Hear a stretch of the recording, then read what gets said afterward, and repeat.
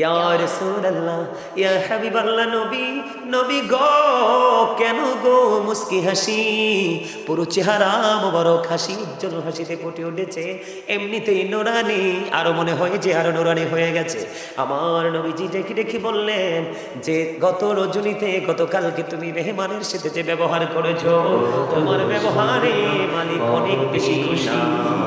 যাইতে এই মন দিওয়ানা, এই হৃদয় করো দয়ালাল্লাহ, দয়া করো দয়ালাল্লাহ, নসিব করো মদিনা, লা ইলাহা ইল্লাল্লাহ, লা ইলাহা।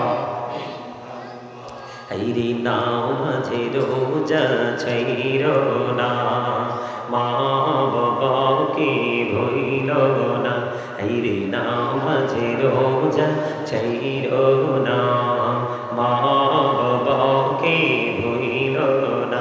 হাইরে জান্নাতবাসী হইতে চাইলে, জান্নাতবাসী হইতে চাইলে, প্রাণ ভরে করো সাধনা, লা ইলাহা ইল্লাল্লাহ, লা ইলাহা, লা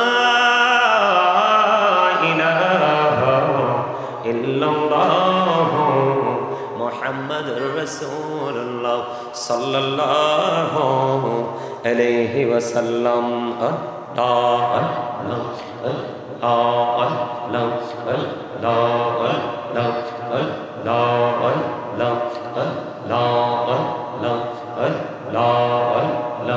এই নামেতে এই তো মধু, এই নামেতে এই তো মধু, জাহানিনি তো আগে দয়া, জাহানিনি তো আগে। যতই জপি নামটি তোমার, যতই জপি নামটি তোমার, ততই মধুর লাগে দয়া, ততই মধুর লাগে। আল্লাহ আল্লাহ আল্লাহ আল্লাহ আল্লাহ আল্লাহ, মহাপতে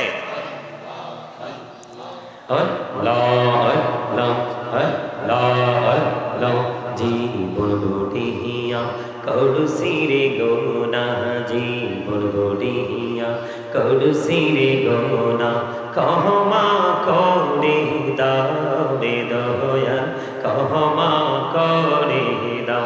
হাইরে গোনা গলে ক্ষমা করিয়া, গোনা গলে ক্ষমা করিয়া, কবুল করে নাও দয়া, কবুল করে নাও। আল্লাহ আল্লাহ,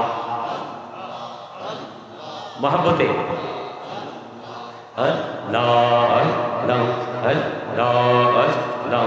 এই রাহত বিহিয়ার মাঝে, এই রাহত বিহিয়ার মাঝে, কিসের করো খেলা, পিছের দিকে চাইয়া দেখো, পিছের দিকে চাইয়া দেখো, ডুবে যায় তোর বেলারে। আল্লাহ আল্লাহ আল্লাহ আল্লাহ আল্লাহ, দেখা হইলেন আল্লাহরে ওলি শাহজালাল, নামজার শোনে সরে মহানদী পাড়ে হয়ে যায়, সরে মহানদী পাড়ে হয়ে যায়, বিছানা যার পাহাড়। আল্লাহ আল্লাহ আল্লাহ আল্লাহ আল্লাহ আল্লাহ আল্লাহ আল্লাহ আল্লাহ আল্লাহ, লা ইলাহা ইল্লাল্লাহ, মুহাম্মাদুর রাসূলুল্লাহ সাল্লাল্লাহু আলাইহি ওয়াসাল্লাম। জোরে সোরে বলেন আলহামদুলিল্লাহ। আরো জোরে বলেন আলহামদুলিল্লাহ। উপস্থিত সম্মানিত উলামায়ে কেরাম, আমন্ত্রিত অতিথিবৃন্দ, বিশেষ করে আজকের মাহফিলের সভাপতি থেকে শুরু করে যত অতিথিকে আমন্ত্রণ জানানো হয়েছে, আমন্ত্রিত অতিথিবৃন্দ, দাড়িপাকা আমার মুরব্বী বাবারা, যুবক ভাইয়েরা, পর্দার অন্তরালে রয়েছেন আমার মা বোনেরা, বিশেষ করে আজকে মহাপবিত্র ঈদ মিলাদুন নবী সাল্লাল্লাহু আলাইহি সাল্লাম উদযাপন উপলক্ষে বড় পীর হযরত আব্দুল কাদের জিলানী রাদিয়াল্লাহু তাআলা আনহুর স্মরণে আজকে 13তম বার্ষিক ওয়াজ ও দোয়ার মাহফিলের আয়োজন করা হয়েছে।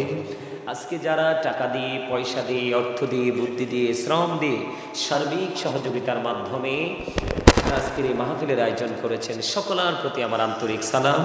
আসসালামু আলাইকুম ওয়া রাহমাতুল্লাহি ওয়া বারাকাতুহু। আপনারা কি শারীরিক অথবা মানসিকভাবে অসুস্থ? দুরুদ যেভাবে পড়ছেন, এই বাদাম খাওয়া টিম সামনে আসো, এই সব দিনই চিনি আমি, সামনে আসো।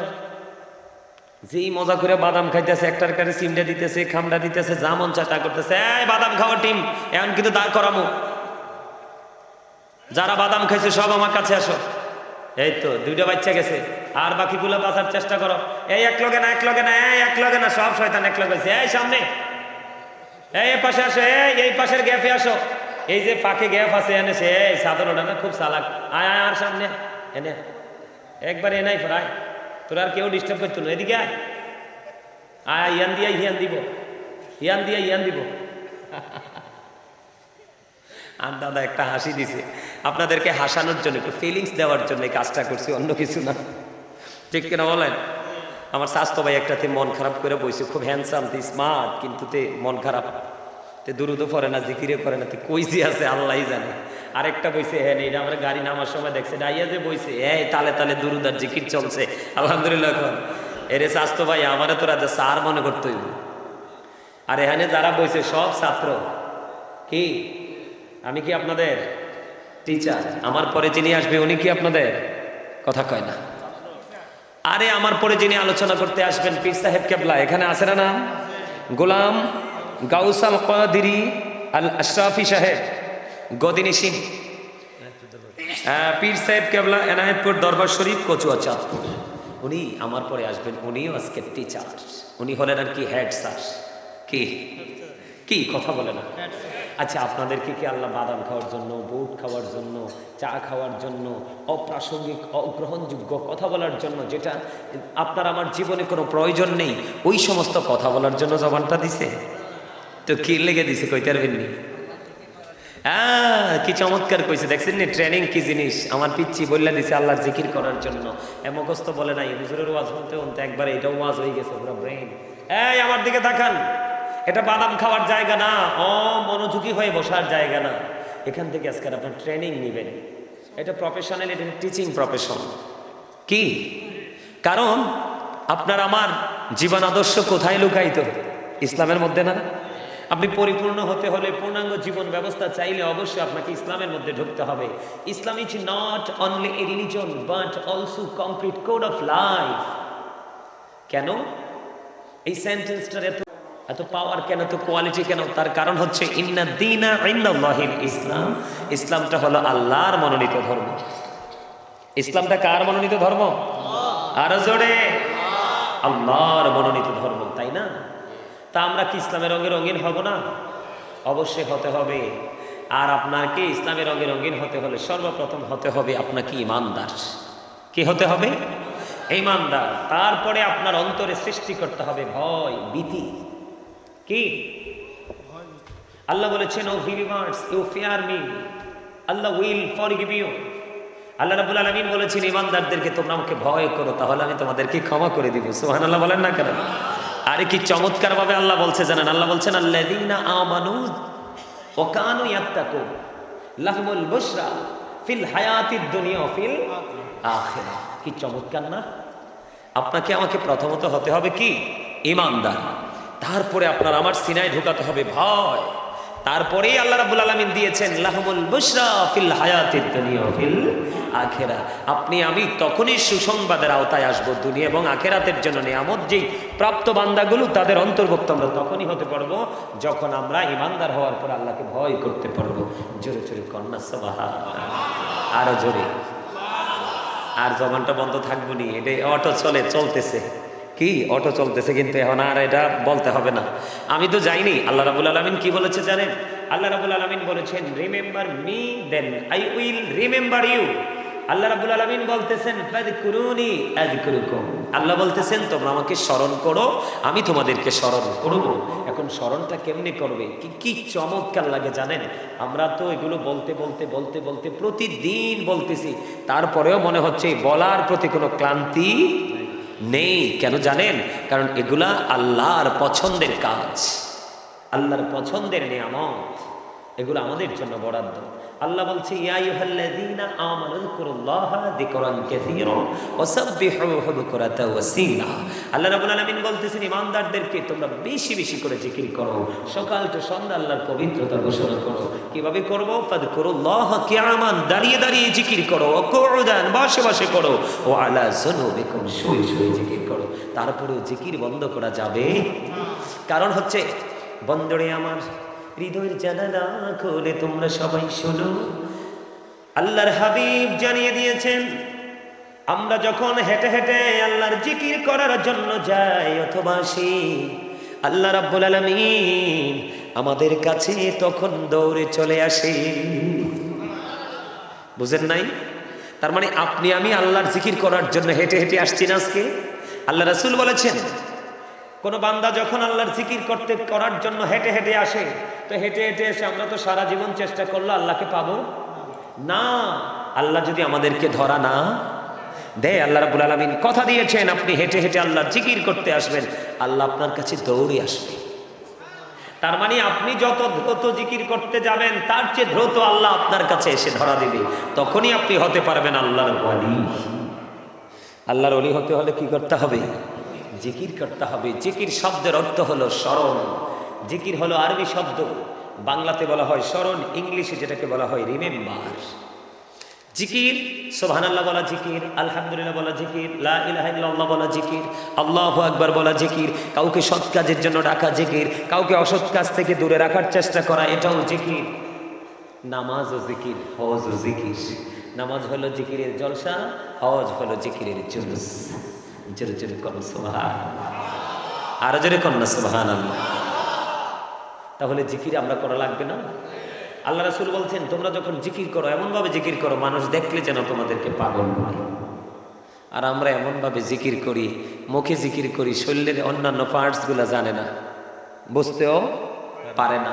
তাহলে আমরা সুন্নি জামাত ঠিকই হয়েছি, কিন্তু আসল সুন্নিয়তকে এখনো পর্যন্ত তালাশ করে বের করে বাস্তব জীবনে বাস্তবায়ন করতে পারি? তো যেহেতু পারি নাই, আমরা ব্যর্থ, তাহলে কি রেজাল্টের আশা করতে পারি? আমরা রেজাল্টের আশা করতে পারি না। এই জন্য ছোট্ট একটা আয়াত আজকে আমি তেলাওয়াত করেছি। আল্লাহ রাব্বুল আলামিন বলেছেন ওমা আরসালনাকা ইল্লা রাহমাতাল লিল আলামিন। আল্লাহ রাব্বুল আলামিন আল্লাহর প্রিয় হাবিব সরকারে মদিনাকে আপনার আমার জন্য, গোটা সৃষ্টি জগতের জন্য, সমুদ্রের তলদেশে কীট পতঙ্গ মাছের জন্য পর্যন্ত খোদার খোদাইত্বের সীমানা যত দূর জোরে আল্লাহ রাব্বুল আলামিন আল্লাহর হাবিবকে তত সীমানা জোরে রহমত হিসেবে পাঠিয়েছেন। তার মধ্যে সবচেয়ে বড় নিয়ামত হচ্ছে আমাদের জন্য। কথা কয় না? কার জন্য?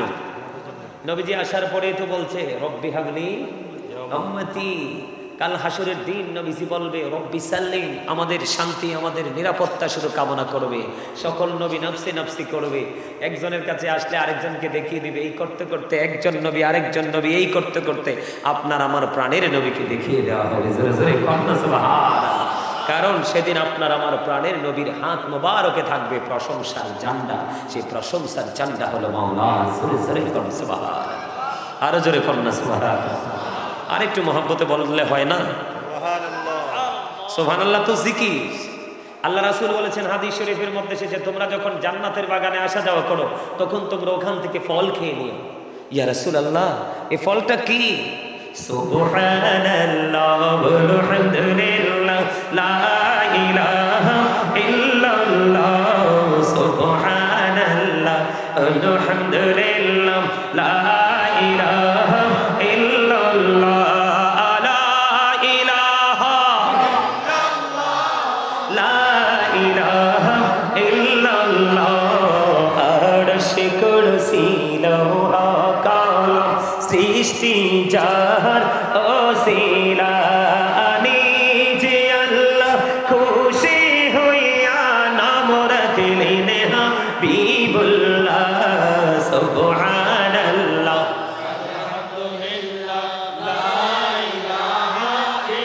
আল্লাহ সুবহানাল্লাহ আলহামদুলিল্লাহ লা ইলাহা ইল্লাল্লাহ লা ইলাহা ইল্লাল্লাহ লা ইলাহা লা ইলাহা ইল্লাল্লাহ মুহাম্মাদুর রাসূলুল্লাহ সাল্লাল্লাহু আলাইহি ওয়াসাল্লাম।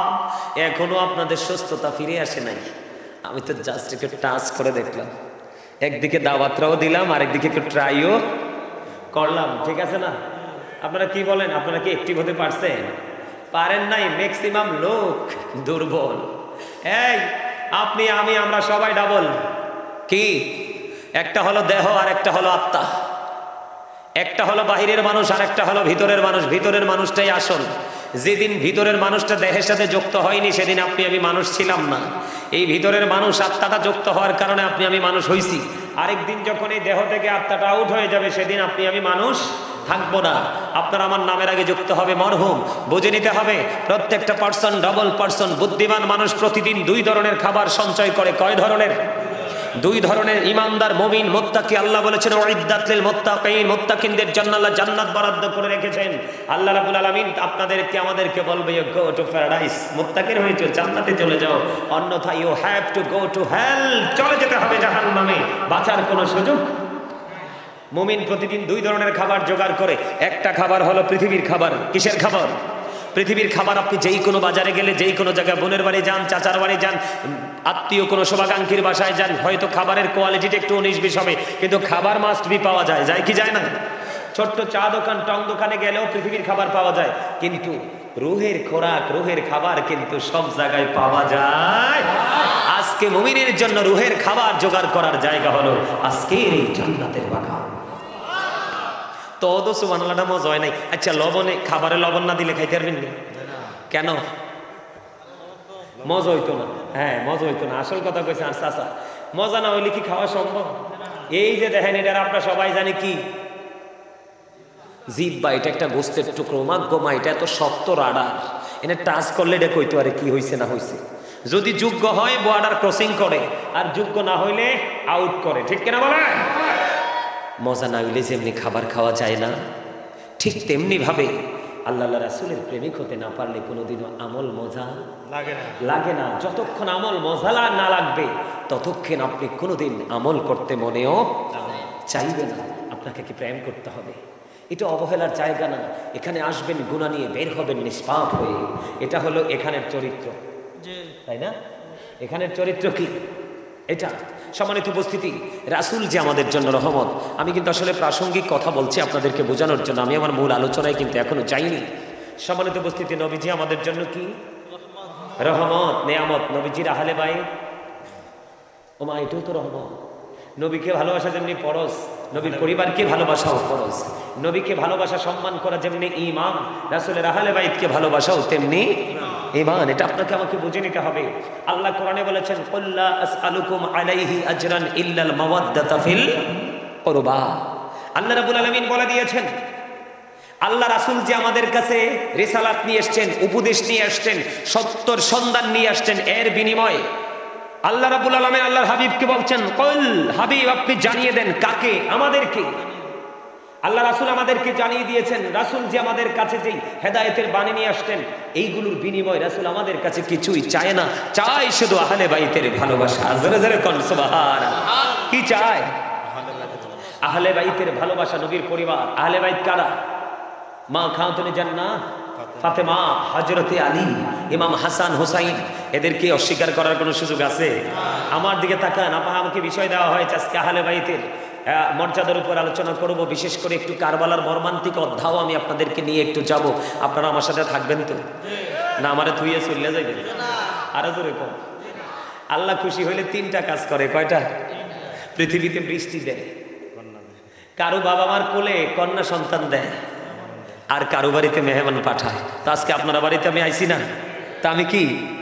আহারে, মেহমানের দোয়া তো কবুল হয়। হাত তুলে করতে হবে না, অন্তর থেকে করলে আল্লাহ সবাইকে কবুল করে নিবে। তো মেহমানকে আপনারা আপন করে নেবেন না? রাসূলের কাছে একদিন এক পথিক মুসাফির আসলো। অন রাসূল বললেন, এই মুসাফিরের দায়িত্ব কে নেবে? কেউ নিতে চায় না। পরে হঠাৎ করে এক আনসারী সাহাবী দাঁড়িয়ে বললেন, নবী গো, তার দায়িত্ব আমি নিলাম। এখন তার দায়িত্ব রাসূল নিলেন। নেওয়ার পরে কি হলো? রাসূল দায়িত্ব নিয়ে রাসূল থেকে দায়িত্ব নিয়ে বাড়ি গেলেন। যাইয়া রাত্র খাবার নাই। কি নাই? খাবার নাই। বিবিকে প্রশ্ন করলো, বিবি ঘরে খাবার আসেনি? কয় আছে, আমাদের বাচ্চাটার খাবার আছে। কয় বাচ্চাটাকে কৌশল করে ঘুম পাড়াই দিও। কি করে দিও? বাচ্চাটাকে কৌশল করে ঘুম পাড়াই দিও। আজকে মেহমান আসছে, বাচ্চাটাকে কৌশল করে প্রদীপ নিবি ঘুম পাড়াই দিল। দেখেন রাসূলের আদর্শ, মানুষকে কিভাবে ভালোবাসতে হয়, সম্মান করতে হয়, তাদেরকে কিভাবে রেসপেক্ট করতে হয়, রাসূল কিভাবে শিক্ষা দিয়েছেন। পরে কি হলো? আপনার বাচ্চাটাকে কি করে দিল? ঘুম পাড়িয়ে দিল। বাচ্চার খাবারটা মেহমানকে খাওয়ালেন। সকালবেলা যখন ওই আনসারী সাহাবী রাসূলের দরবারে আসছেন, রাসূল তাকে দেখেই হাসতে শুরু করলেন। সুবহানাল্লাহ। ইয়া রাসূলুল্লাহ, ইয়া হাবিবাল্লাহ, নবী, নবী গো, কেন গো মুস্কি হাসি? পুরো চেহারা মোবারক হাসি, উজ্জ্বল হাসিতে ফুটে উঠেছে। এমনিতেই নুরানি, আরো মনে হয় যে আরো নুরানি হয়ে গেছে। আমার নবীজি ডেকে ডেকে বললেন যে, গত রজনীতে, গতকালকে তুমি মেহমানের সাথে যে ব্যবহার করেছো, তোমার ব্যবহারে মালিক অনেক বেশি খুশি। সুবহানাল্লাহ কন্যা। এই জন্য নবী হেসে দিয়েছেন। তা আমি তো আপনাদের কাছে খাবার চাইনি, আমি আপনাদের কাছে বেডও চাইনি, আমি শুধু চেয়েছি আপনারা আমার কথাগুলো একটু শুনবেন। সম্মানিত উপস্থিতি, দিন যত যাবে সামনের দিকে, তত হক কথা বলার লোক তত বেশি কমবে। দিন যত যাবে সামনে, হক্কানি আলেমের সংখ্যা তত বেশি কমে যাবে। এলেম শূন্য হয়ে যাবে, এলেমটা সীমিত হয়ে যাবে। কারণ আলেম চলে যাওয়া মানে তার সিনাই করে কিতাবও চলে যাওয়া। আপনি আলেম না থাকলে কিতাব বুঝবে কে? কথা বলেন না কেন? এই জন্য আপনাদের এখনই সময়, এই কারণে সময়। রাসূল কি বলেছে? আদিবু আওলাদাকুম আলা সালাতি খিসানিন, হুব্বি নবীকুম ওয়া হুব্বি আহলি বাইতিহি ওয়া আলা কিরাতিল কুরআন। রাসূল বলেছে, তোমরা তোমাদের সন্তানদেরকে তিনটি বিষয় শিক্ষা দাও। একটা হলো হুব্বি নবীকুম, teach the love of the prophet, ওয়া হুব্বি আহলি বাইতিহি, টিচ ফ্যামিলি লাভ, ওয়া আলা কিরাতিল কুরআন, learn to recite the holy কুরআন। নবীকে নবীর প্রেম শিখাও তুমি তোমার সন্তানদেরকে, নবীর আহলে বাইতের ভালোবাসা শিখাও। কারণ এই দুটো জায়গায় যথাযথ সম্মান, মর্যাদা এবং তাদের প্রতি শ্রদ্ধা, ভালোবাসা, রেসপেক্ট রাখা, এটা একজন মুমিনের জন্য ফরজ এবং এটাই তার জন্য ঈমান। আপনার যদি ঈমানই ঠিক না থাকে, তাহলে আপনার আমল দিয়ে কোনো ফায়দা নেই, আপনার আমল কাজে লাগবে না। হুজুররা কি বলেন? আল্লাহ কোরআনে বলেছেন, ইউদিল্লু বিহি কাসীরা ওয়া ইয়াহদি বিহি কাসীরা ওয়া মা ইউদিল্লু বিহি ইল্লাল ফাসিকিন। কোরআন দিয়ে আল্লাহ কাউকে হেদায়াত দান করেছেন, কাউকে আবার পথভ্রষ্ট করেছেন। আল্লাহ ফাসিক ছাড়া কাউকে বিভ্রান্তিতে ফালান না। কথা কি বুঝে আসে? আমার কথা কন বুঝে আসে? আরে আপনি নৌফুরে আসলেন, নিচে গেলেন কেন? আমার লোকের রাগ করছে?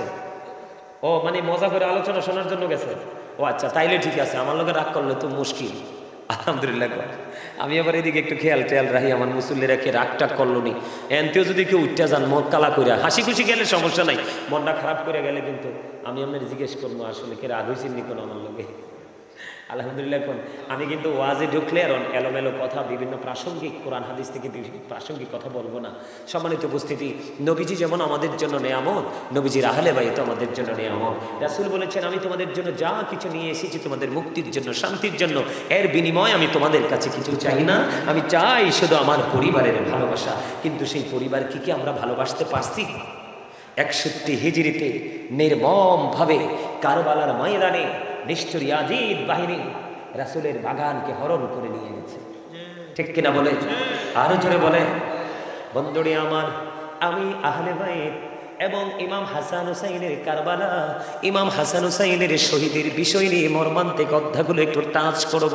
তার আগে আমি আপনাদেরকে একটুখানি শোনাবো তাদের পাওয়ার, তাদের মর্যাদা, তাদের শান আজমত কত বেশি। বন্ধু আপনাদেরকে আমি কেমন করে বোঝাবো? বন্ধু, রাসূল বলেছেন আনা মাদিনাতুল ইলম ওয়া দিওয়ান বাবুহা, আমার নবী জানিয়ে দিয়েছেন I am a city of education, the gate of that city is Ali. আমার রাসূল জানিয়ে দিয়েছেন আমি হলাম শিক্ষার শহর, আর সেই শহরের দরজা হলো আমার আলী। সংক্ষিপ্ত পরিচয় বিস্তারিত পরে করব বন্ধু। ছোট্ট একটা বন্ধু হাদিস শরীফ আপনাদেরকে শুনিয়ে দিলাম, তাহলে রাসূলের একজন সদস্য আহলে বাইতের তার মর্যাদা অনেক কিনা। আমার নবী জানিয়ে দিয়েছেন ইমাম আলী মাকাম হযরতে আলী রাদিয়াল্লাহু তাআলা আনহুর বিবি হলো মা খাতুনে জান্নাত ফাতিমা, যার নাম হলো উম্মে হাবিবা, যিনি প্রাণের নবী যাকে মা বলে রাখতেন। আমি আজকে এই গ্রামের আমার মা বোনদেরকে ডেকে ডেকে বলবো গো, আমার রাসূল জানিয়ে দিয়েছেন ফাতেমা তো সাইয়্যিদাহু নিসাই আহলিল জান্নাহ। আমার রাসূল জানিয়ে দিয়েছেন mother Fatema is the leader of females in জান্নাহ। আমি আমার মা আমার বোনদেরকে বলবো নবীর প্রেমিক, নবীর আহলে বাইতের প্রেমিক যারা গো, তোমাদের জন্য নবীজি খবর জানিয়ে গেছেন যে তোমাদের জান্নাতে সরদারিনী হবে মা খাতুনে জান্নাত ফাতেমা। বন্ধু এই গ্রামের নামটা কি? হ্যাঁ, এটা কোথায় লেখছেন ঠিকানাটা? স্থানটা কোথায়? হ্যাঁ হ্যাঁ, দারাশাহী তুলপাই। দারাশাহী তুলপাই গ্রামের আমার যুবক বন্ধুরা, তোমরা অনেক যুবক এখানে নিশ্চয়ভাবে বসে আছো। আমি তোমাদেরকে চমৎকার একটা মেসেজ দিতে চাই রে। বন্ধু, নবীর ইজ্জত ছিনিয়ে নেওয়া, নবীর ইজ্জতকে ছোট করা, আহলে বাইতের ইজ্জতকে ছোট করা। অনেক মৌলবী তোমাদের সামনে আসবে, অনেক মিষ্টি মিষ্টি কথা বলবে। রাসূল বলেছেন তাদের নামাজ দেখলে তোমাদের কাছে মনে হবে তোমাদের নামাজ হচ্ছে না, তাদের রোজা দেখলে তোমরা মনে করবে তোমাদের রোজা তাদের রোজার কাছে কিছুই না। তাদের কোরআন তেলাওয়াত এত মধুর হবে রে, কিন্তু জিহ্বার হুলকুমের বাইরে যাবে না। বন্ধু, রাসূল বলেছেন ইয়াকুম ও ইয়াহুম লা ইউদিল্লুনাকুম ওয়া লা ইফতিনুনাকুম। রাসূল বলেছেন তোমরা তাদের থেকে দূরে থাকো, তাদেরকেও তোমাদের থেকে দূরে রাখো, কারণ তাদের সাথে মিশলেই তোমরা পথভ্রষ্ট হবে, ফিতনায় পড়বে। তারা যেন তোমাদেরকে পথভ্রষ্ট করতে না পারে, ফিতনায় ফেলতে না পারে। এই জন্য তাদের মিষ্টি কথায় তোমরা কি হইও না, কান দিও না। তারা তোমাদেরকে এমন ভাবে বলবে বন্ধু, আপনাদেরকে বলবো এক লোককে বলেছেন ওই সমস্ত নবীর দুশমনেরা কয় আপনারে দেখতে হযরত ওমরের মতো লাগে। ওমা নাউজুবিল্লাহ কয় না, ওমরের মতো দেখতে লাগে। পৃথিবীতে এমন কোন মানুষ আসেনি। ওই যে ওদের নবীর দুশমন বন্ধু, ওই লোকটা অনেক পাওয়ারফুল, শক্তিশালী। ওই লোকটার কাঁধে ভর করে সমাজের মধ্যে অপপ্রচার প্রপাগান্ডা ছড়াতে পড়বে, কোরআন হাদিস বিদ্বেষ ছড়িয়ে দিতে পারবে। ওই লোক তোমরের কথা বলাতে তিনি খুশি হয়ে গেছেন।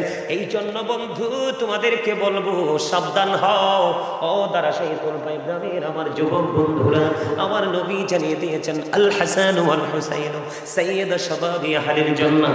আমার রাসূল জানিয়ে দিয়েছেন বন্ধু Imam Hasan and Husain are the leader of younger people in Jannah. Imam Hasan Hussain জান্নাতে যুবকদের সরদার লিডার হবে। তাহলে ইমাম হুসাইনের পক্ষে থাকার দরকার আছে না নাই? নবীর পক্ষে থাকার দরকার আছে না নাই? বন্ধু, তাদের চরিত্র ছিল অপূর্ব সুন্দর। বন্ধু, ইমাম হুসাইনের কাছে একদিন এক ভিক্ষুক আসলো। ভিক্ষুক আসার পরে সাহায্যের হাত বাড়িয়ে দিলেন। আসার পরে কিন্তু ওনার কাছে কোনো সাহায্য করার মতো কিছু নেই। তিনি বললেন তুমি অপেক্ষা করো, আমার কাছে যখন সাহায্য আসবে তোমাকে দিয়ে দিব। ভিক্ষুক সাহায্য প্রার্থী, তিনি ইমাম হুসাইনের দরবারে বসে রইলেন। কিছুক্ষণ পরে আমরা যেটা বলে 5 ব্যাগ টাকা। কয় ব্যাগ? হাদিস শরীফের মধ্যে এসেছে 5 থলে দিনার। কত দিনার? তার মানে আমাদের ভাষায় আপনাদের বোঝার জন্য বলবো 5 ব্যাগ টাকা। আসতে দেরি বন্ধু, একটি টাকা রাখলো না, একটা থলে রাখলো না, সবগুলো ওই সাহায্য প্রার্থীকে দিয়ে দেয়। জোরে জোরে বলুন না সুবহানাল্লাহ। বন্ধু, তোমরা জানো না ইমাম হাসান হুসাইন কত উদার ছিলেন। দুই ভাই একদিন সফরে বের হলো, হঠাৎ করে বন্ধু নজর দিয়ে দেখলেন দাড়ি পাকে এক মুরব্বী দাদু ভাই অজু করতেছে, কিন্তু দুই ভাই দাদুর অজুর দিকে তাকায়া দেখলেন দাদুর অজু তো হয় না। এবার দুই ভাই কি করলেন, সঙ্গে সঙ্গে তারা নামলেন।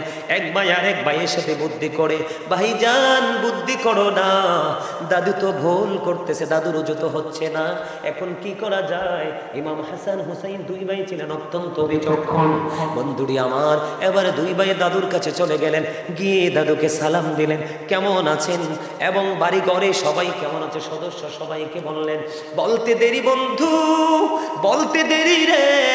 এবার দাদুকে বলল, দাদু আপনি আমাদের দুই ভাইয়ের দিকে একটু নজর দেন, আমরা দুই ভাই মিলে অজু করব, আপনি বলবেন কার অজুটা বেশি সুন্দর। বন্ধু দুই ভাই মিলে অজু করা শুরু করে দিল, কারণ দাদুর অজুটা শরীয়ত সম্মত হয়নি, রাসূলের দেখানো সিস্টেম পদ্ধতি অনুযায়ী হয়নি। দুই ভাই মিলে বন্ধু অজু করলেন। অজু করতে করতে অজু শেষ হয়ে গেল। দাদুকে প্রশ্ন করা হলো, দাদু গো বলে দাও না কার অজুটা বেশি সুন্দর হয়েছে। এবার ওই বুড়ো দাদু একটা ডাক দিয়ে বলল, দাদু গো কে গো তোমরা, এত সুন্দর মিষ্টি তোমাদের চেহারা, এত নোরানি চেহারা, তোমাদের মুখের ভাষা মনে হয় মধুর চাইতেও মিষ্টি, কে গো তোমরা, কি তোমাদের বংশ পরিচয়? দাদু আমরা তোমরা দুই ভাই মিলে অজু করেছ, তোমাদের দুই ভাইয়ের অজু সুন্দর হয়েছে, কিন্তু আমি দাদুর অজুটাই হয়নি। কে রে তোমাদেরকে সুন্দর অজু শিখালো, কে রে সুন্দর অজু শিখালো? এবার তারা পরিচয় দিল, আমরা পৃথিবীর কোনো সাধারণ মানুষ নই, আমরা হলাম আপনার নবী রাহমাতাল লিল আলামিন। ওই কলিজার টুকরা হযরত আলী এবং ফাতিমা, রাসূলের কলিজার টুকরা হাসান হুসাইন দুই ভাই। জোরে জোরে বলুন না সুবহানাল্লাহ। ও যুবকের দল, তাদের চরিত্র যখন তুমি দেখবা রে, তুমি কোনো দিন তুমি নিজেকে ঠিক রাখতে পারবে না।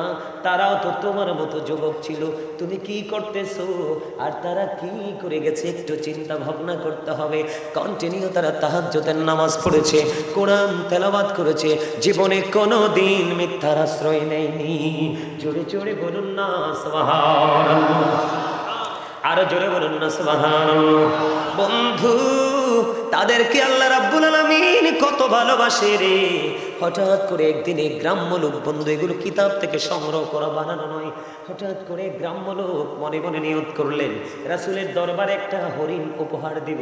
তখন গ্রাম্য লোকটা যেমন ভাবে নিয়ত করলেন ঠিক তেমনি ভাবে তিনি কি করলেন, হরিণের একটা বাচ্চা ধরলেন, বাচ্চা ধরে রাসূলের দরবারে দিলেন। অত্যন্ত সুন্দর, আপনার হরিণের বাচ্চা দেখছেন, দেখছেন তো বন্ধু, অত্যন্ত সুন্দর না, অত্যন্ত মিষ্টি, দেখলেই যেন চক্ষু শীতল হয়ে যায়। হরিণের বাচ্চাগুলো এত সুন্দর, বড়গুলো কিন্তু সুন্দর, তবে বাচ্চাগুলো বেশি সুন্দর। নবীজির দরবারে দিতে দেরি, হযরতে হাসান রাদিয়াল্লাহু তাআলা আনহু দেখে ফেললেন। দেখতে দেরি রে নানা, নানা গো সুন্দর হরিণের বাচ্চা তুমি আমাকে দিয়ে দাও। ও বন্ধু রাসূল দিয়ে দিলেন হাসান রাদিয়াল্লাহু তাআলা আনহুকে। এবার হুসাইন রাদিয়াল্লাহু তাআলা আনহু দেখলেন, নানা গো ভাইয়াকে তো কত সুন্দর একটা মিষ্টি হরিণের বাচ্চা দিয়েছো, আমারও এমন সুন্দর বাচ্চা লাগবে। কিন্তু গ্রাম্য লোক হরিণ আনছে কয়টা?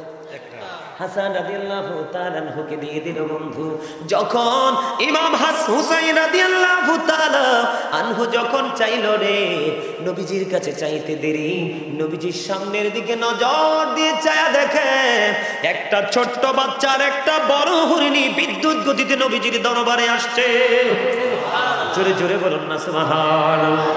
বন্ধু নবীজির দরবারে চলে আসলো হরিণী। হরিণী আসার পরে নবীজির দরবারে বন্ধু হরিণী এসে তার জবান খুলে গেল, জবান খুলে গেল, নবীজিকে সালাম দিলেন, ইয়া রাসূলুল্লাহ, ইয়া হাবিবাল্লাহ, নবী নবী গো আপনার দরবারে যে হরিণীর বাচ্চাটা দেওয়া হয়েছে ওই বাচ্চার মা হলাম আমি মা হয়ে আমার আরেকটা বাচ্চা নিজে দিয়ে গেলাম। ইয়া রাসূলুল্লাহ আমার ওই বাচ্চাটাও আপনার কলিজার টুকরা হুসাইনকে দিয়ে আপনি শীতল করে দেন। জোরে জোরে বলুন না সুবহানাল্লাহ। ও ও বন্ধু, তাদের পাওয়ার, তাদের মর্যাদা বন্ধু এত বেশি রে, কোনো দিন বলো বন্ধু বলে শেষ করা যাবে না। ইমাম হুসাইন মনে হয় যেন কুল কিনারায় এক সমুদ্র বন্ধু।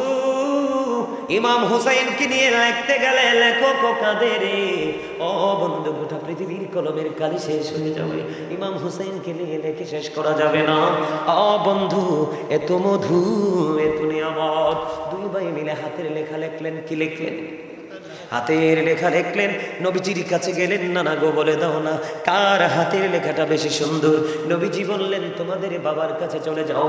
নবীজি ফয়সালা দিলেন না, এবার চলে গেলেন হযরত আলীর কাছে। বাবা, বাবা গো, দুই ভাই মিলে হাতের লেখা লিখেছি, বলে দাও না কার লেখা বেশি সুন্দর। আলী বললেন, বাবা তোমাদের মায়ের কাছে চলে যাও গো। এবার মা খাতুন জান্নাত ফাতেমার কাছে চলে গেল। চলে যাইতে দেরি রে। ও বন্ধু, যাওয়ার পরে বললেন, মা, মা গো, দুই ভাই মিলে হাতের লেখা লিখলাম। কি করলাম? দুই ভাই মিলে হাতের লেখা লিখেছি, বলে দাও না কার হাতের লেখাটা বেশি সুন্দর। এবার এই কথা বলার পরে মা খাতুন জান্নাত বললেন, বাবা আমার কাছে 60টা মতি আছে। কয়টা? এদিকে তাকান, কয়টা মতি? 60টা মতি আছে। মা খাতুন জান্নাত ফাতেমা ডাক দিয়ে বললেন, আমি তোমাদের সামনে একটা একটা করে মতি নিক্ষেপ করব, তোমরা যে বেশি কুড়াতে পারবা তার লেখা বেশি সুন্দর বলে গণ্য হবে। এই কথা বলার পরে বন্ধু, মা খাতুন জান্নাত ফাতেমা একটা একটা করে মতি নিক্ষেপ করতে শুরু করলো। একটা একটা করে মতি নিক্ষেপ করতে করতে করতে করতে বন্ধু, দুই ভাই মিলে তিনটা করে 6টা কুড়ালেন। কয়টা? তিনটা করে 6টা কুড়ালেন। আর আছে কয়টা? একটা। বন্ধু, আরেকটা মতি নিক্ষেপ করার আগে রে সঙ্গে সঙ্গে আল্লাহ রাব্বুল আলামিন জিবরাইলকে একটা ডাক দিলেন। জিবরাইল জলদি করে যা রে ফাতেমার দরজায়। ফাতেমা যখন একটা মতি নিক্ষেপ করবে রে, তখন তুমি একটা মতিকে 2 ভাগ করে 2 ভাইয়ের ভাগে দিয়ে দিও।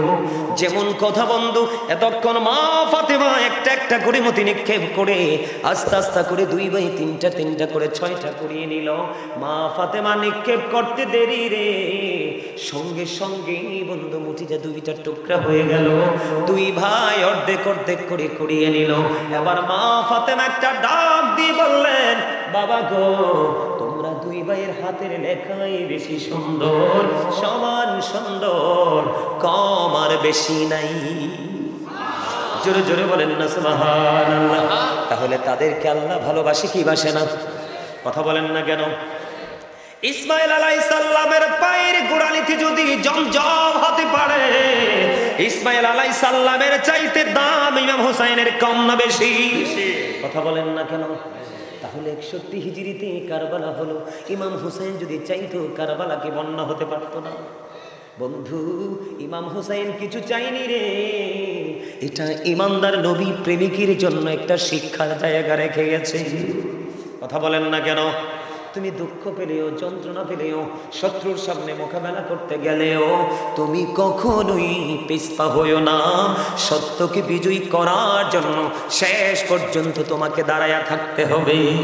বন্ধুরে আমার, 61 হিজরিতে কারবালা হয়েছে।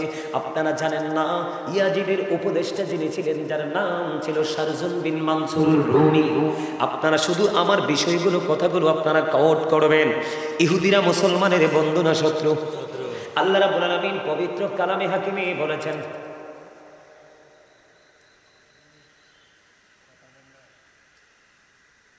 আপনারা তো বুঝিনি না এটা জায়গাটা কি।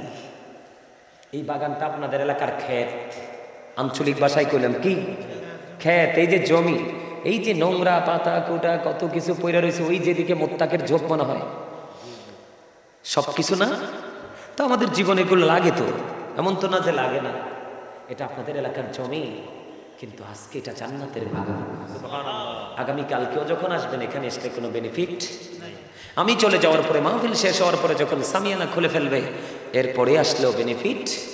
এটার দাম বাড়ছে কেন জানেন? আল্লাহ রাসূলের প্রেমের বাগান। এখানে আল্লাহ এবং আল্লাহর হাবিবের, আল্লাহর কুদরতি জবান, রাসূলের জবান মোবারকের যেই ভাষা, এগুলো কোরআন হাদিসের মাধ্যমে আমরা জেনেছি। সেই কোরআন হাদিসের কথা আমরা বলবো। এইগুলো বলার কারণে, এগুলো আমাদের সিনায় থাকার কারণে আল্লাহ আমাদেরকেও সাধারণ মানুষের চাইতে দামি বলে ঘোষণা দিয়েছে। কথা কন না কেন? আলেমদেরকে, হক্কানি আলেমদেরকে আল্লাহ নবী রাসূলের বংশধর হিসাবে ঘোষণা দিয়েছে। তো নবী রাসূলের আওলাদের থাকে লগে থাকলে দাম কম না বেশি? আরে মিয়া শুধু বেশি নি, আল্লাহ রাব্বুল আলামিন বলতেছেন, join with my dear people, come to my paradise. আল্লাহ বলতেছেন, ফাদখুলি ফি ইবাদি ওয়াদখুলি জান্নাতি। আল্লাহ বলছে, আমার প্রিয় লোকেদের সাথে যুক্ত হও আর আমার জান্নাতে। তো জান্নাত চায় না এমন কোনো মানুষ আসেনি। আপনারা যদি কথা না বলেন, আপনাদের পিঠে আজকে জান্নাতের বাগান থেকে কিছু তো নিতে পারবেন না। আমাদের সরকারি কর্মকর্তারা সিল মারে না, দেখেন না? কথা কয় না? আরে সিল মারেনি। আপনি সরকারি কোনো কাজ যখন সত্যায়িত করতে যাবেন, সেই অফিসারের হাতের সিল থাকেনি, সিগনেচার থাকেনি? থাকে না? আপনারা যদি আজকে আল্লাহ রাসূলের কথা বলা হচ্ছে, আল্লাহ রাসূলের প্রেমে দুরূদ হবে, জিকির হবে, আপনারা জবান বন্ধ করে রাখবেন। আপনাদের পিঠে দুইটা নেগেটিভ সিল পড়বে, রং দুটো সিল পড়বে। একটা সিল হলো কৃপণতার সিল, আর একটা সিল হলো অহংকারের সিল। আল্লাহ দুটোর একটা জাতকেও দেখতে পারে না। কথা কন না কেন? এই জন্য সাবধান হতে হবে, সচেতন হতে হবে। আমি তো মানে আউট দিকের কথা অল্প কিছু বলেছি, বেশি বলেনি। মহাব্বত করে কথা বলে শুনবেন, আমার কথা শুনেন। আপনাদের মনে আসে না, যার কারণে, যার নানার কারণে কুল কায়নাত সৃষ্টি হলো, সেই নানার কলিজার টুকরাকে ফুরাত নদীর পানি দিল না। অথচ ইহুদি নাসারারা, পশু পাখিরা পানি খায়। কিন্তু ইয়াজিদ বাহিনী ইমাম হুসাইনকে একটা ডাক দিয়ে বলল, ইয়া হুসাইন, ওই ফুরাত নদীর দিকে চাইয়া দেখো কেমন ঢেউ খেলছে রে। সবার জন্য পানি বরাদ্দ, কিন্তু তোমাদেরকে পানি বরাদ্দ করব না। জোরে জোরে বলেন না নাউজুবিল্লাহ। বলে, হুজুর সমস্যাটা কোথায়? আমার দিকে তাকান বন্ধু। ইয়াজিদ কিন্তু হিন্দু ছিল না, খ্রিস্টান ছিল না, বৌদ্ধ ছিল না, সে কিন্তু মুসলমান ছিল। কিন্তু সে প্রথম দিকে মুসলমান ছিল। তার বাবার নাম হলো আমির মুআবিয়া। সে ছিল সচ্চা একজন রাসূল প্রেমিক। সুবহানাল্লাহ বলেন না কেন? এখন কি আর ইয়াজিদ মুসলমান আসেনি? কিতা হইছে? আরে বেঈমান কাফিরের চাইতেও তো নিকৃষ্ট। ঠিক কিনা বলো?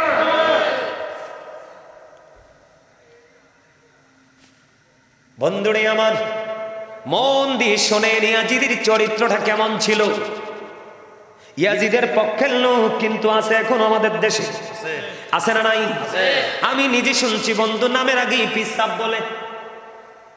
হাজার হাজার মানুষের সামনে কারবালার বসে বন্ধু ইমাম হুসাইনকে নিয়ে কোনো প্রশংসা করেনি। আমি নিজের কানে শুনেছি প্রশংসা করতেছে, ইয়াজিদ নাকি কোরআনে হাফেজ ছিল এবং প্রতিদিন নাকি 100 রাকাত নামাজ পড়তো। আরে নাউজুবিল্লাহ বলেন না। আপনি হাফেজ হয়ে লাভ হইব কি?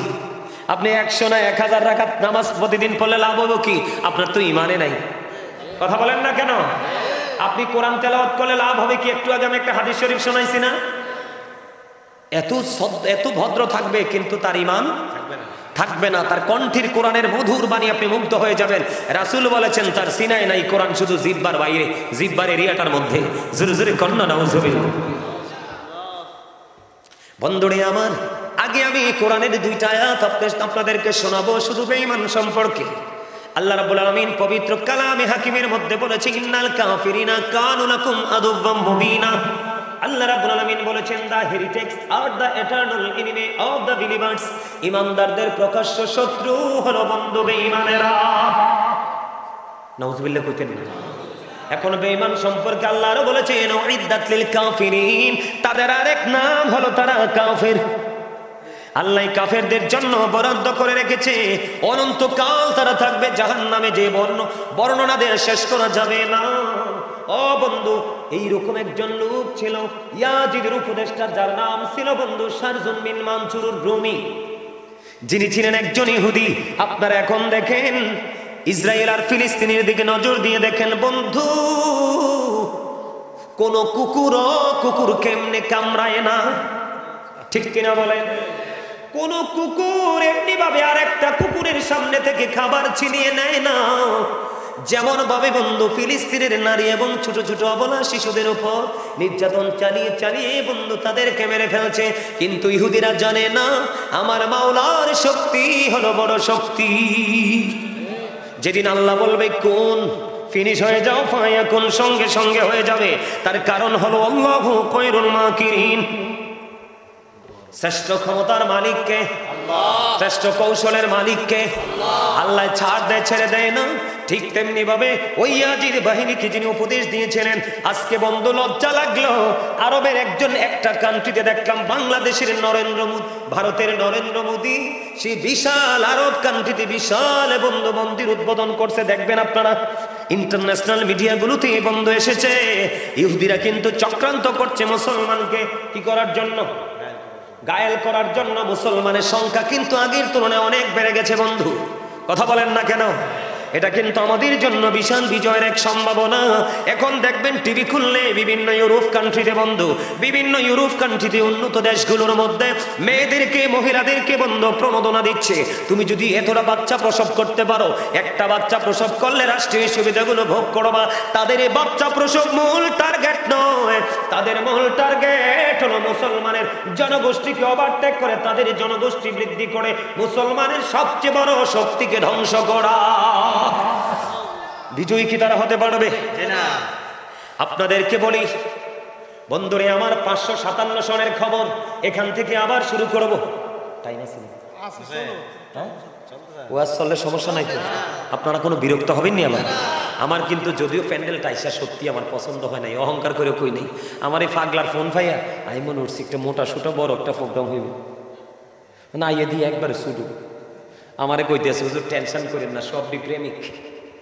সুবহানাল্লাহ কোন না? আমারে কিন্তু আইতে আইতে কইছে হুজুর মন খারাপ করে না, 99% প্রেমিক। কার প্রেমিক? রাসূল প্রেমিক। কারণ রাসূল প্রেমই হলো ঈমান। আলা আলা ঈমান আল ঈমান লা মুহাব্বাতা লা। নবীর প্রেম নাই তো কিচ্ছু নাই। আপনি দেখেন নবী ছাড়া কি কোরআন বুঝতে পারা সম্ভব? হাদিস বোঝা সম্ভব? নামাজ সম্ভব? রোজা সম্ভব? কোনো কিছু সম্ভব না। আপনার মিজানের পাল্লার জন্য যেই পুঁজি প্রয়োজন, প্রত্যেকটা পুঁজি আপনি নিতে হলে রাসূলকে প্রয়োজন, মাস্ট বি। ঠিক করে বলায় আর জোরে। আরে কি মনে করছেন রাসূল কয় I am from the light of Allah and everything has been created from my light. আমি আল্লাহর নূর থেকে সৃষ্টির সব, আমি নবীর নূর মুবারক থেকে। সুবহানাল্লাহ কোন না? নূর কইলে তো অনেকে মন খারাপ করে, কিন্তু ওয়ার্ড মিনিং তো জানে না, শব্দের অর্থ জানে না। এখন আমি কি করব বলেন তো? আচ্ছা এটা কি আলো না? এই লাইটটা দেওয়ার কারণে কি অন্ধকার দূর হয়ে গেছে না? এটাই তো নূর। এটা কি নূর? শব্দটা চেঞ্জ, ওয়ার্ডটা চেঞ্জ। বাংলাতে বললে বলতে হবে আলো, আরবিতে বলতে হবে নূর, ইংলিশে বলতে হবে লাইট। নবী আসার কারণে পৃথিবীকে অন্ধকার হয়েছে না আলো হয়েছে? আরো জোরে। তো এটা নূর না? তো আপনারা মন খারাপ করেন কেন? বোঝার সমস্যা না বন্ধু। আমার দিকে তাকান, ইহুদিদের চক্রান্তের কথা বলছে। আপনারা মদিনায় গেছেননি? মদিনায় জিয়ারত করছেন, এখানে লোক আসেননি? হাত তোলে দেখান। মদিনা শরীফ রাসূলের রওজা মোবারক জিয়ারত করছেননি? কি দিয়ে সীসা ডালা দেয়াল দেখছেন না? দেখছেন না শক্ত প্রাচীর নবীজির রওজা মোবারকের চারপাশে? কেন হলো বন্ধু? হৃদয় খুলে শোনো, 557 সনের খবর বন্ধু। ইহুদিরা নবীজির লাশ দেহ মোবারক চুরি করার জন্য তারা চক্রান্ত করলো।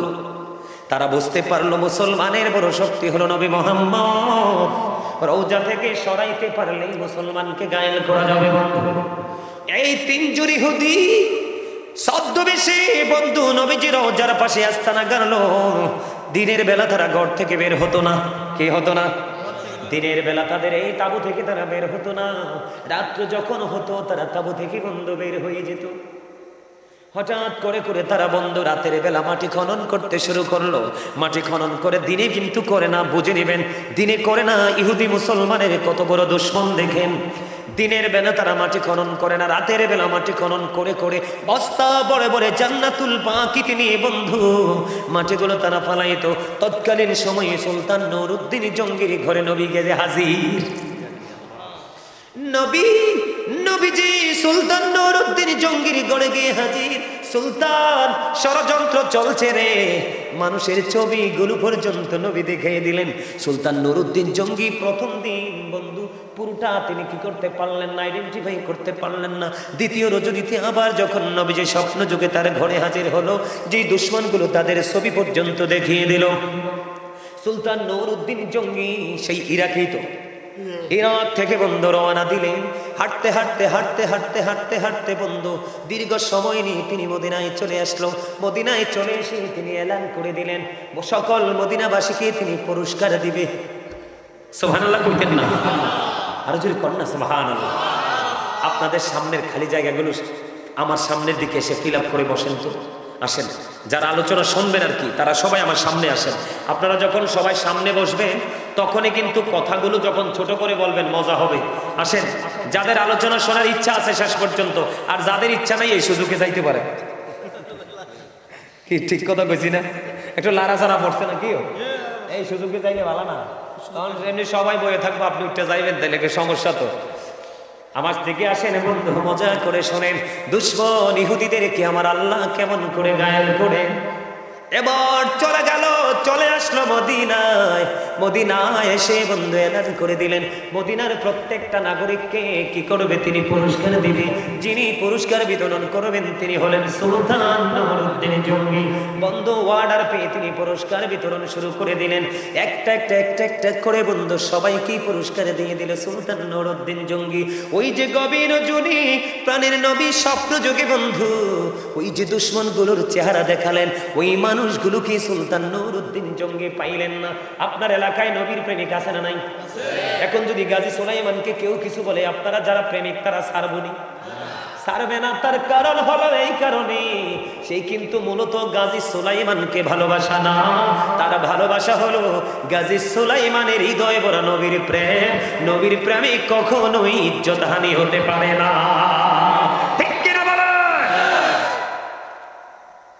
এবার বন্ধু সুলতান নুরউদ্দিন জঙ্গি প্রশ্ন করলেন, আর কি কোনো লোক পুরস্কার থেকে দূরে আছে কিনা? আমার পুরস্কার পাইনি এমন কোন লোক আসেনি? কই হুজুর আছে গো। কয় কোথায় রে? কয় তারা হলো অত্যন্ত ভদ্র মানুষ। নাউজুবিল্লাহ কন্যা। কেমন শয়তান দেখেন? কয় তারা অত্যন্ত জেন্টেল ভিআইপি পারসন। কয় কেমন ভিআইপি? কয় তারা দিনের বেলা বের হয় না, তারা সারা দিন আল্লাহর ইবাদতে থাকে।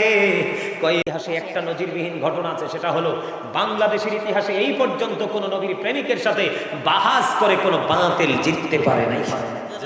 কথা বলেন না কেন? আপনারা অনলাইন ঘেটে দেখবেন ইদানিং যে বাহাসগুলো হয়েছে কি নজিরবিহীন পরাজয় হয়েছে। কারণ নবীর প্রেম হলো ইমান, ইমানের শক্তি হলো একজন ইমানদারের সবচেয়ে বড় পুঁজি। কথা কন না কেন? বন্ধুরে আমার 700 সাহাবীকে অতর্কিতভাবে হত্যা করেছে। 63 হিজরিতে 1000-এরও বেশি মহিলাকে ধর্ষণ করেছে বন্ধু। তারা অবৈধ সন্তান প্রসব করতে বাধ্য হয়েছে বন্ধু। তৎকালীন সময়ে পবিত্র ভূমির রে 10,000-এরও বেশি মানুষকে অতর্কিতভাবে তারা হত্যা করেছে। তারপরেও কি বলবেন? ইয়াজিদ বাহিনী কথা বলা যাবে না। এদের লোভই ছিল শুধু পৃথিবীর লোভ লালসা। জোরে জোরে বলেন না নাউজুবিল্লাহ।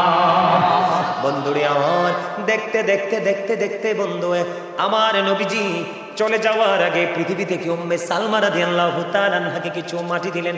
সালমারে মাটিগুলো তুমি যত্ন করে রেখে দাও। সালমা এই মাটিগুলো যেদিন দেখবা রক্তে লাল লাল হয়ে গেছে রে, সেই দিনই মনে করবা আমার কলিজার টুকরা শহীদ হয়ে গেছে। বন্ধু 61 হিজরি মুহররম মাসের 10 তারিখ দুপুর বেলা উম্মে সালমা রাদিয়াল্লাহু তাআলা আনহা তিনি চাইয়া দেখলেন নবীজি দুলাবালিতে দোসর হয়ে আছে। নবীজির হাতের মধ্যে বোতল ভর্তি রক্ত দেখা যায়। ও বন্ধু, ওই যে নবীজি মাটিগুলো দিয়েছিলেন সংরক্ষণ করে রেখেছে, সংরক্ষণ করো মাটিগুলো চাইয়া দেখলেন তাজা রক্তে লাল হয়ে গেছে। জোরে জোরে বলুন না আল্লাহু আকবার। বন্ধু মানা যায় না রে, ইমাম হুসাইন রাদিয়াল্লাহু তাআলা আনহুর দুঃখ কষ্ট সহ্য করা যায় না। ও বন্ধু, ইমাম হুসাইন রাদিয়াল্লাহু তাআলা আনহুকে যিনি কুফা পর্যন্ত ইয়াজিদের প্রতিনিধি, ইয়াজিদের পক্ষ থেকে যিনি কুফা পর্যন্ত নিয়েছিলেন হত্যা শহীদ করার জন্য, তার নাম ছিল বন্ধু হুর। আমি কিন্তু মর্মান্তিক জায়গায় চলে যাচ্ছি। হুর তিনি যুদ্ধ শুরু হওয়ার আগে তিনি ইমাম হোসাইনকে ডাক দিয়ে বললেন, ওগো আলী মুকাম, আমি আপনাকে আজকে কুফা পর্যন্ত এগিয়ে নিয়ে এসেছি, আপনাকে দুশমনদের সামনে তুলে ধরেছি। আমি এক বুঝতে পেরেছি, আমার একদিকে জান্নাত আর একদিকে আমার জন্য অবস্থান করছে জাহান্নাম। আমি আজকে জান্নাত আমার জন্য বাছাই করে নিলাম। যিনি ইয়াজিদের পক্ষে সবচেয়ে বড় বীর, তার নাম হলো হুর, যিনি কুফা পর্যন্ত নিয়ে গেছেন, যুদ্ধক্ষেত্র পর্যন্ত।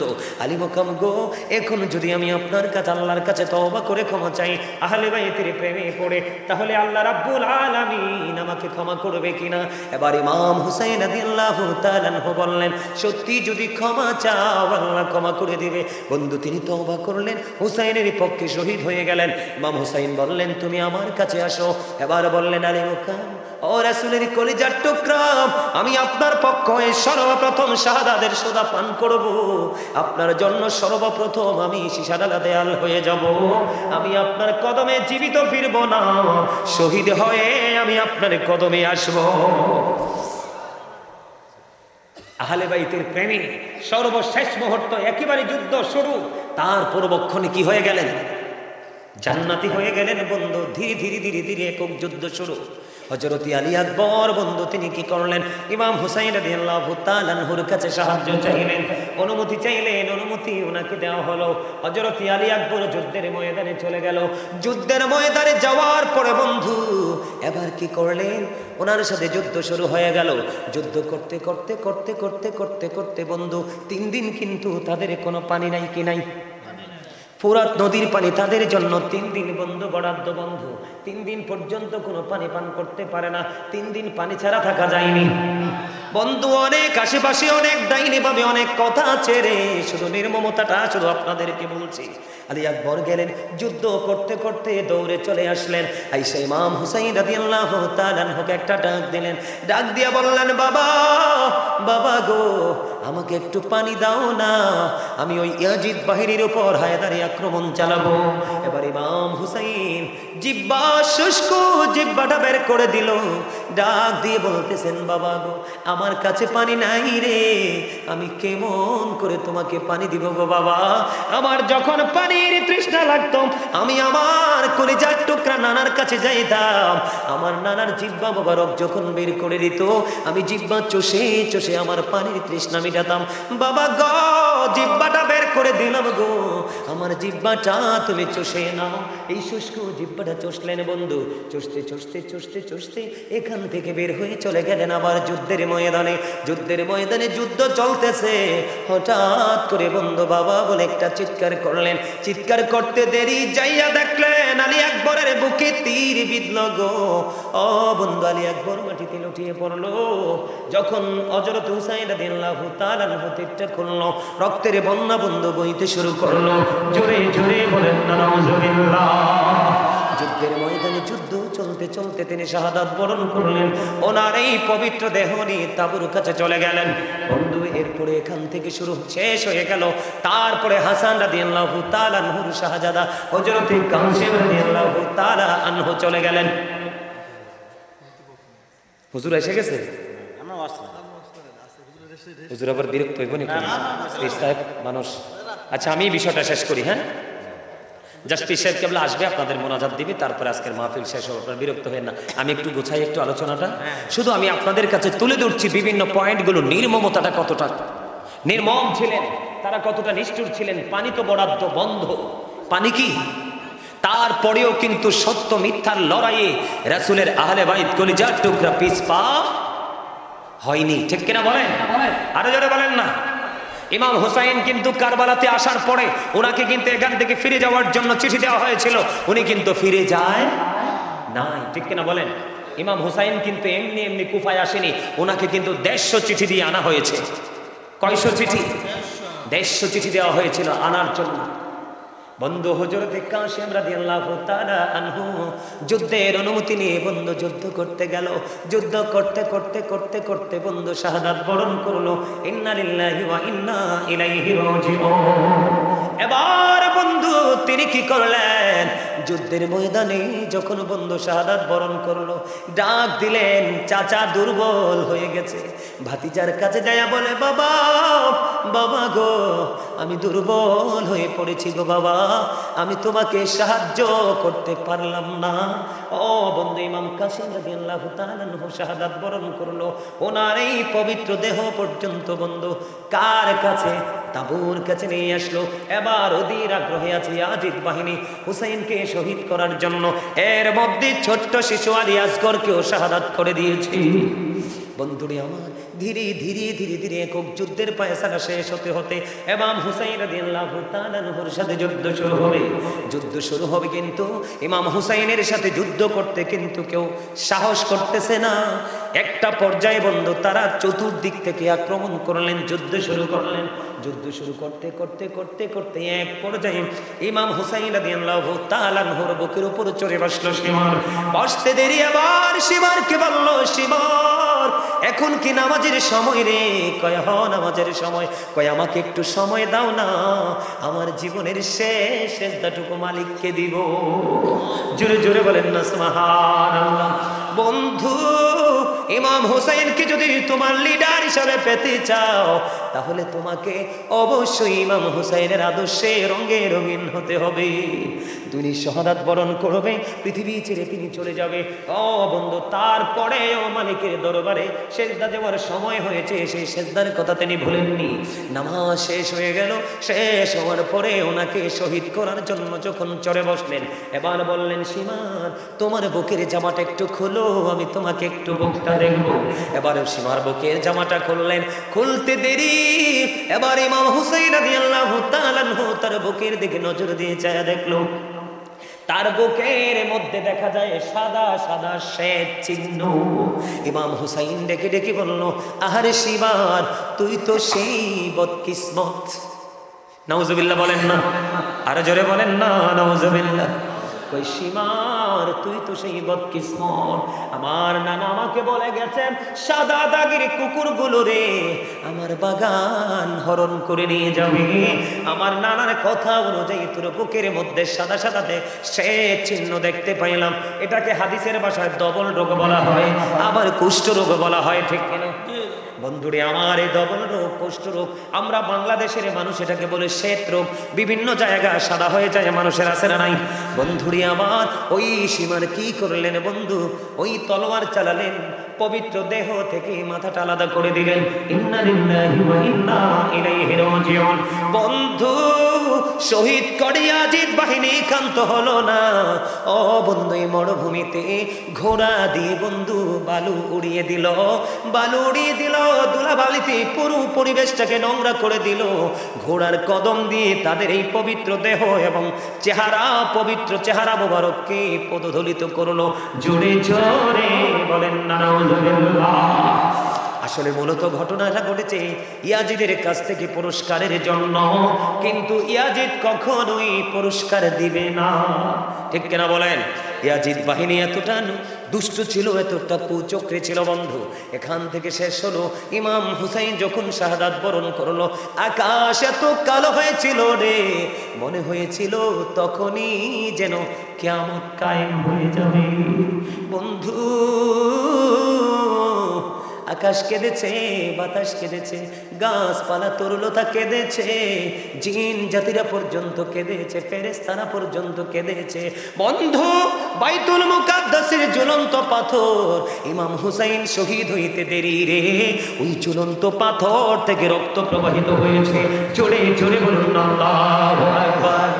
ইমাম হুসাইন যখন শহীদ হলো বন্ধু, মনে হয়েছে যেন সূর্য গ্রহণ হয়েছে। ও বন্ধু, সিরিয়ার যেই কোনো পাথর সরালে পাথর থেকে তাজা রক্ত প্রবাহিত হতো। জোরে জোরে বলেন আল্লাহু আকবার।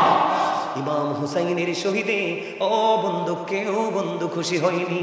এবার দেখেন এখান থেকে ইয়াজিদের কাছ থেকে পুরস্কারের জন্য ইমাম হুসাইন রাদিয়াল্লাহু তাআলা আনহুর মাথা মোবারক নিয়ে ইয়াজিদের বাড়ির উদ্দেশ্যে রওনা দিলেন ইয়াজিদের বাহিনী।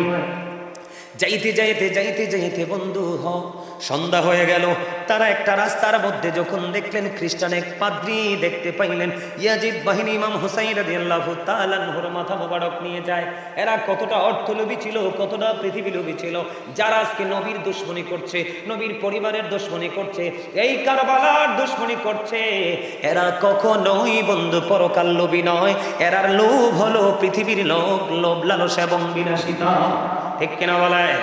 বন্ধুরে রাত্র হয়ে গেল, রাত্রটা তারা এখানে অবস্থান করবে, তাবু গাড়লেন। পাশে ছিলেন এই খ্রিস্টান পাদ্রী। খ্রিস্টান পাদ্রী বললেন, তোমরা কে রে? কয় ইয়াজিদের বাড়ির দিকে রওনা দিলাম, ওই যে রাসূলের কলিজার টুকরা হুসাইনের মাথাটা নিয়ে নাউজুবিল্লাহ কোন। এবার ওই খ্রিস্টান পাদ্রী ইমাম হুসাইনকে কেমন ভালোবাসতেন, এবার তাদেরকে বললেন, তোমরা শুধু আজকের এই রাত্রের জন্য হুসাইনের মাথাটা আমার দিবা, তার বিনিময়ে তোমাদেরকে আমি দিব 10,000 দিরহাম। কত হাজার দিরহাম? 10,000 দিরহাম দিব রে। ও বন্ধু, এই কথা বলার পরে ইয়াজিদ বাহিনীর লোভিত হচ্ছে পৃথিবীর লোভ, তাদের কাছে দিয়ে দিলেন ওই খ্রিস্টান পাদ্রীকে মাথাটা দিয়ে দিলেন। বন্ধু এবার ওই খ্রিস্টান পাদ্রী কি করলেন? বাড়ি নিলেন, বাড়ি নিয়ে সুন্দর করে বন্ধু কি করলেন? মাথাটাকে সুন্দর করে ধুইলেন। ধোয়ার পরে উঁচু জায়গার মধ্যে রেখে দিল। সারাটা রাত ইমাম হুসাইন রাদিয়াল্লাহু তাআলা আনহুর মাথা চেহারা মোবারকের দিকে তাকাইয়া রইল আর কান্দে রে কান্দে, শুধু কান্দে। সারাটা রাত বন্ধু চোখের জল বিসর্জন দিয়েছে। হাদিস শরীফের মধ্যে এসেছে, ওই খ্রিস্টান পাদ্রী বলতেছেন, আমি নজর দিয়ে চাইয়া দেখলাম, রাত্র যখন গভীর হলো, একেবারে ভক্ত বিষাদাব একটা নুরানি পাখি রে সারাটা রাত ইমাম হুসাইনের মাথা মোবারক তওয়াফ করেছে। জোরে জোরে কন্যা সুবহানাল্লাহ। নূরানি পাখি। সম্মানিত উপস্থিতি, ইমাম হুসাইন রাদিয়াল্লাহু তাআলা আনহু, আপনারা কারবালার যদি পুরো ঘটনা শুরু থেকে শেষ পর্যন্ত শুনতে পারেন তাহলে বুঝতে পারবেন ইয়াজিদ বাহিনীর তাণ্ডব কত ভয়ঙ্কর ছিল। একমাত্র ইমাম হুসাইন রাদিয়াল্লাহু তাআলা আনহু শাহাদাত বরণ করেছে। আপনারা শুধু ইমাম হুসাইন রাদিয়াল্লাহু তাআলা আনহুর কথা বলেছেন, আপনার হাসান রাদিয়াল্লাহু তাআলা আনহুকেও কিন্তু শহীদ করা হয়েছিল, বিষ মিশিয়ে ওনাকে শহীদ করা হয়েছিল, সেটাও কিন্তু ইয়াজিদের কুপরামর্শে। নাউজুবিল্লাহ বলেন না, আরো জোরে। ইশাক কাবলাকে নিয়ে আসে। সম্মানিত উপস্থিতি, আমি আর আলোচনা করব না, তবে সর্বশেষে আপনাদেরকে কিছু কথা বলবো। আমরা আমাদের সমাজে, আমাদের দেশে সুদ আছে না নাই? আমরা যদি সুদ করি, সুদ খাই, তাহলে কি রাসূলের সুন্নাহ আদায় করব? আদায় হবে? কখনোই হবে না। আমাদের সমাজে